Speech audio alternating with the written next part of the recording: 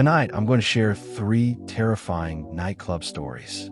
These 3 terrifying nightclub stories were submitted anonymously, which means any of them could be true. And in some cases, parts of them absolutely are. They will take you deep into the shadows of nightclubs, back alleys, and the kind of places you usually only see in your worst nightmares. These aren't just stories about danger. They're about people who came face to face with terror and lived to tell the tale, if they were lucky. So make sure your lights are dim, headphones on, and get ready, because these stories are dark, twisted, and full of suspense. Sit back and relax, and don't watch alone. Turn the lights down, get comfortable, and prepare yourself for a level of tension you might not expect.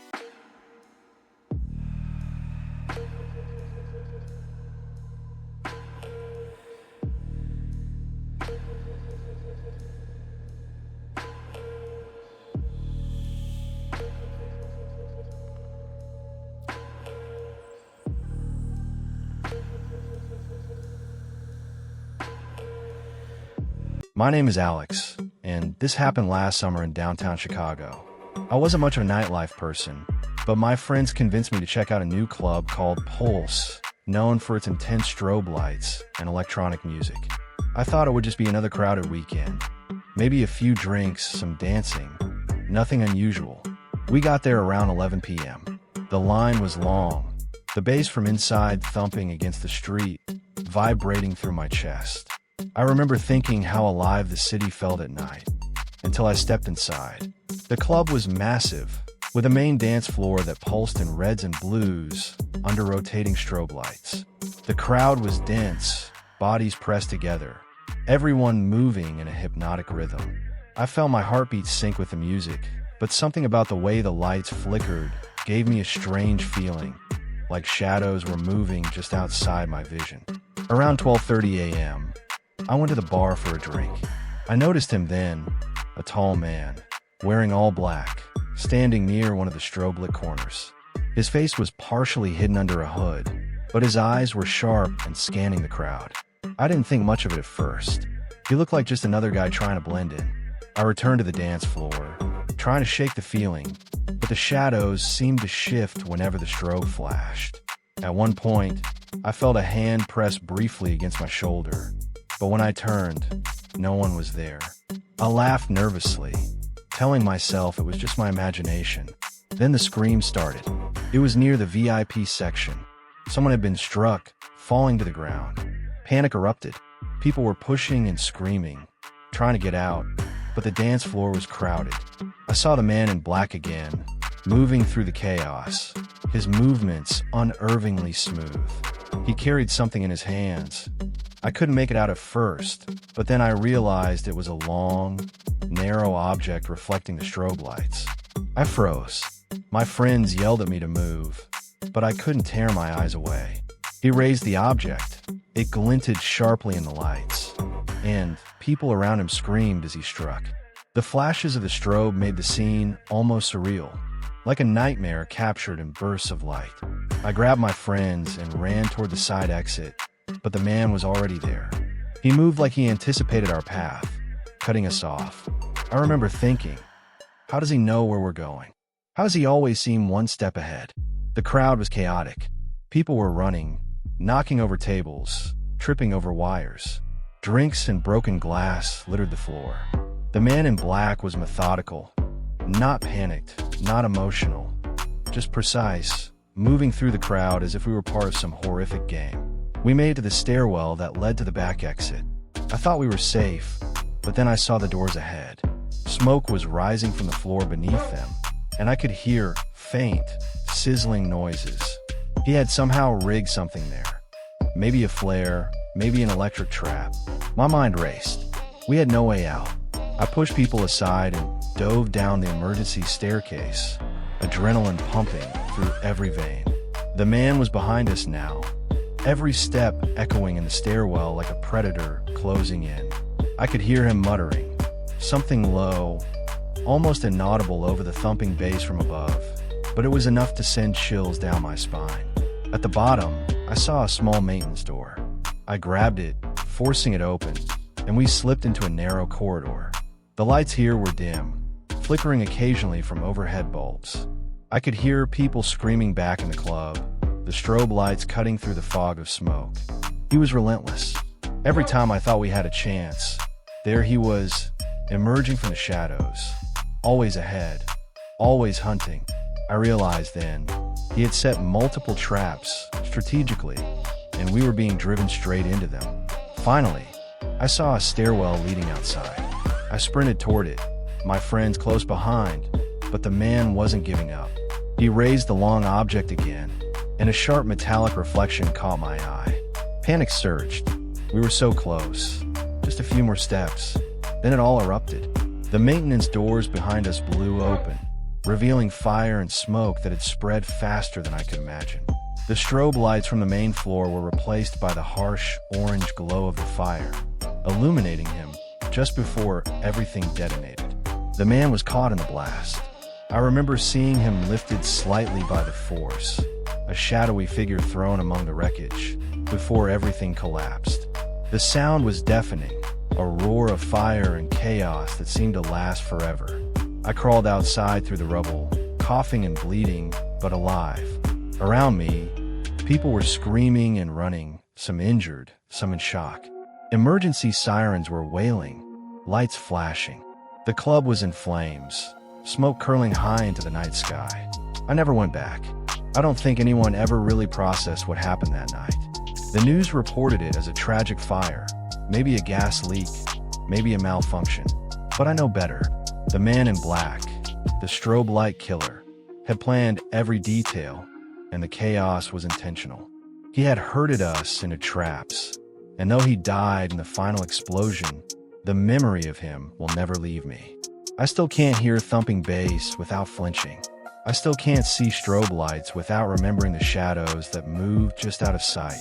And I still wonder, if even one detail had gone differently, would I have survived it all?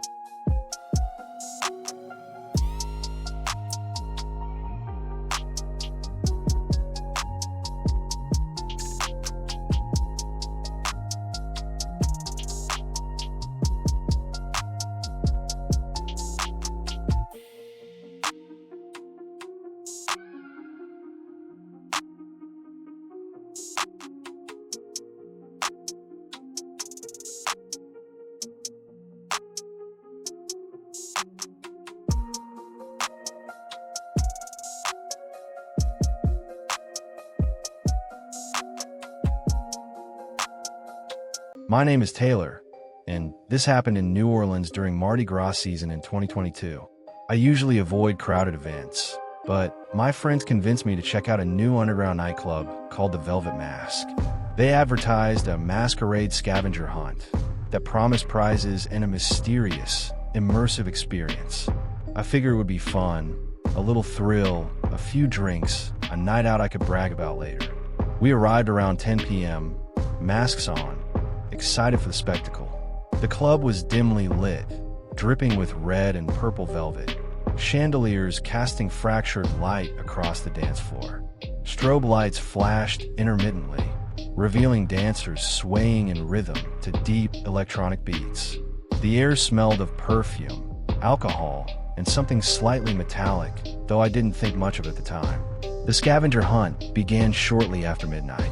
Guests were handed a small card listing hidden tokens throughout the club. The rules were simple. Find the tokens, claim your prize. It sounded innocent, almost silly. I noticed some tokens had tiny skull symbols etched onto them, and part of me hesitated, but curiosity won. The first token I found was hidden behind a pillar near the VIP lounge. A small hand pressed it into my palm, and immediately a masked staff member appeared, motioning me toward a service corridor. The music was so loud that no one noticed me slipping away. I thought it was part of the game. Maybe they were leading me to a private prize room. As I walked down the narrow hallway, the muffled bass of the club thumped behind me, and I began to notice something odd. The corridor was empty, sterile, almost too quiet. My steps echoed loudly against the concrete walls. I realized I hadn't seen another participant ahead of me in minutes. That's when I heard it, a faint whimpering from a small door to my left. I hesitated. Curiosity pushed me closer. The door creaked slightly as I peered inside, and I saw someone, another guest, struggling to pull themselves free from restraints. They looked terrified, mouthing words I couldn't hear over the pounding bass. Then, before I could react, the door slammed shut. I jumped back, heart racing. The masked staff member appeared again, silently gesturing for me to continue. Something in my gut screamed to run, but the lure of the scavenger hunt, the promise of a prize, kept me moving. Each token I found led me deeper into the back halls, farther from the main floor. By the time I found the fifth token, I realized the pattern. Every participant who found these special tokens was being escorted away from the club's main areas, into isolation. No one returned. Panic began to creep in. I hid behind a stack of crates and peered through a crack in a door. Inside, a small group of masked staff were leading a few guests into a room lined with black curtains. The participants struggled, screamed, begged, but the staff remained silent, methodical, almost robotic. I could see ropes, straps, and what looked like sedatives being prepared. I realized then that this was no scavenger hunt. It was a trap, a carefully orchestrated ritual designed to isolate, abduct, and maybe worse. I backed away slowly, trying not to make a sound, but the bass thumped too loud, my heart pounding in sync.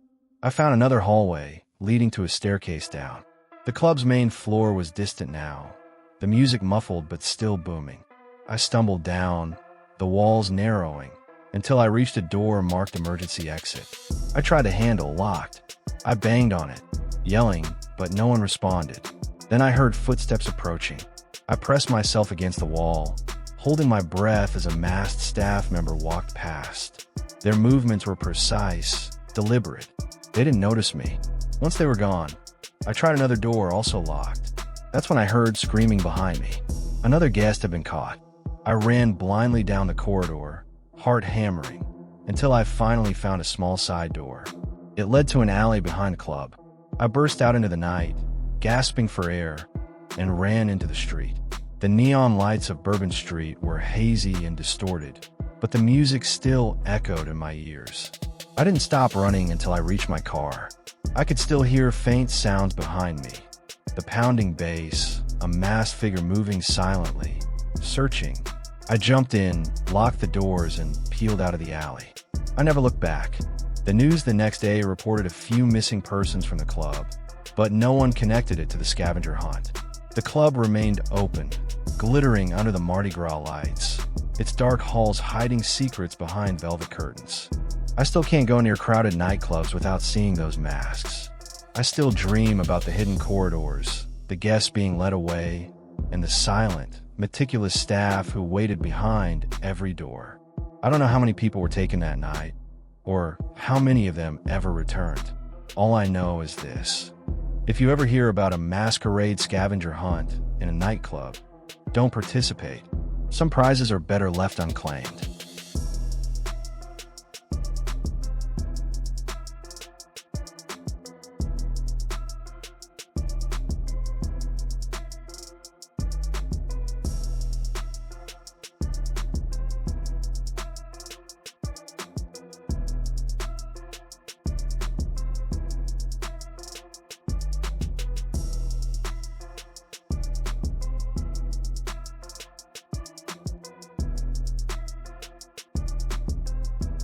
My name is James, and this happened in Miami in the summer of 2023. I rarely go to nightclubs, but my friends convinced me to check out a new underground club called Eclipse, famous for its electronic beats, intense light shows, and theme nights. That Friday, they were hosting a neon apocalypse night, complete with strobe lights, glowing costumes, and elaborate decorations. I thought it would be fun, a few drinks, dancing, and maybe some social media photos to show off later. We got there around 11 p.m. The club was packed, the bass so heavy it vibrated through my chest. Neon colors flickered across the crowd, masks glinting in the lights. People were dancing, laughing, drinking, the typical chaotic energy of a nightclub at its peak. But I noticed something odd almost immediately. A man in a dark hoodie and backpack, standing near one of the side doors. watching everyone. He didn't dance, didn't talk to anyone, just stared. I tried to ignore him, focusing on the music and my friends. But the uneasy feeling didn't leave. Around 12:30 a.m., the DJ started a countdown for a strobe light drop. The entire room pulsed with flashing lights, almost disorienting. That's when the chaos began. A few people screamed as a shot rang out. Not from a firework, a gun. I didn't see the shooter clearly because of the lights, but panic erupted instantly. People were running in every direction. The man in the backpack disappeared into the crowd, moving like he knew exactly where to go. I followed instinctively, trying to find my friends. I saw him again, near one of the exit doors, firing into the air. No one could escape without running into him. People screamed, pushed, fell over each other. Some tripped and didn't get up. I could hear the loud clicks of magazine being emptied and the whimpers of those caught. Then I realized something worse. The exits. The doors were rigged. He had placed explosive devices behind them, designed to prevent anyone from leaving. Panic turned to horror as a few people ran for the doors and boom, the charges went off. The shockwave knocked several people down, smoke filling the hall. Those who survived tried crawling to safety, but he kept shooting anyone who got up. I hid behind a broken table, tried to catch my breath. The strobe lights flickered wildly, casting distorted shadows on the blood-stained floor. I could hear the screams, the gunshots, and then the ominous ticking of timers I hadn't noticed before. He was meticulous. Every shot, every explosion, every panic maneuver was calculated to herd people exactly where he wanted. I thought I saw a way out, a small service door in the back hallway. I sprinted for it, narrowly avoiding debris from another blast. Behind me, the man was laughing. Not a normal laugh, breathless, almost robotic. He fired in my direction. Bullets ricocheting off metal and glass. I ducked behind a pillar, my heart pounding. Then came the final act. He triggered the main explosives planted throughout the club. The ceiling lights burst, the walls shook, and a massive fireball erupted near the main dance floor. People screamed, thrown off their feet. Chaos was complete. I barely made it to the alley outside, coughing, covered in dust and blood. But he wasn't done. He ran out of the club behind me, still shooting, still laughing. I ducked behind a dumpster, praying he hadn't seen me. Through the smoke, I watched him step back toward the club.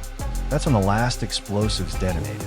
The building collapsed in a wave of fire and smoke. The man with the backpack was caught in the blast. I don't know exactly how he died, but the explosion was massive. Flames roared, debris scattered, and silence eventually fell over the street except for distant sirens.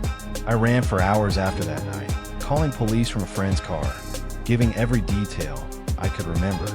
When the authorities arrived, the scene was devastating. Bodies, wreckage, shattered glass, and scorched walls. Miraculously, a few survived by hiding or crawling under tables and behind bars. Everyone who lived had a story of someone shooting at them as they tried to escape. I've never been back to a nightclub since. The memory of that night, the strobe lights, the explosions, the laughter of a man who had meticulously orchestrated death, haunts me. I can still see the glow of the club in my mind, the twisted shadows of those trying to escape, and the backpack man's silhouette as he vanished into chaos. Some say he was just another lost soul, a disturbed person seeking control. Others think he was smarter, more prepared. All I know is that the night I went to Eclipse could have been my last. And every time I hear a bass drop or a strobe light flicker, I can feel his presence all over again.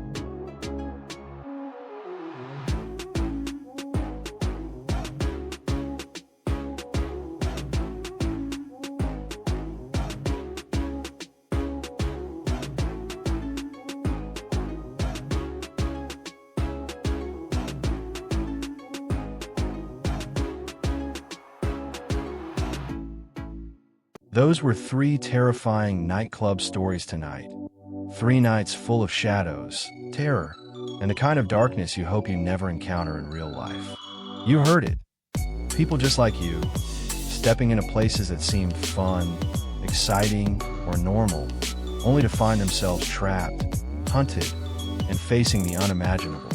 And the worst part, for every story you heard tonight, there are countless others that never made it to anyone's ears. It's a reminder that danger can hide anywhere, in the crowded thump of a nightclub, or behind a friendly invitation. Sometimes it's the subtle things, a shadow just out of view, a strobe light flicker, or the sound of footsteps when you think you're alone. And sometimes it's calculated, planned, and unstoppable. If tonight's stories taught us anything, it's that terror doesn't care about your plans, your friends, or how careful you think you are. It finds the cracks, it waits, and when it strikes, there's no warning. So, as you turn off the lights, settle into your bed, or look around your room, remember, the world is full of people who have come too close to the darkness, and some of them barely made it out alive. Sleep tight tonight, because the shadows are always watching, and you never know what's lurking just beyond the edge of sight.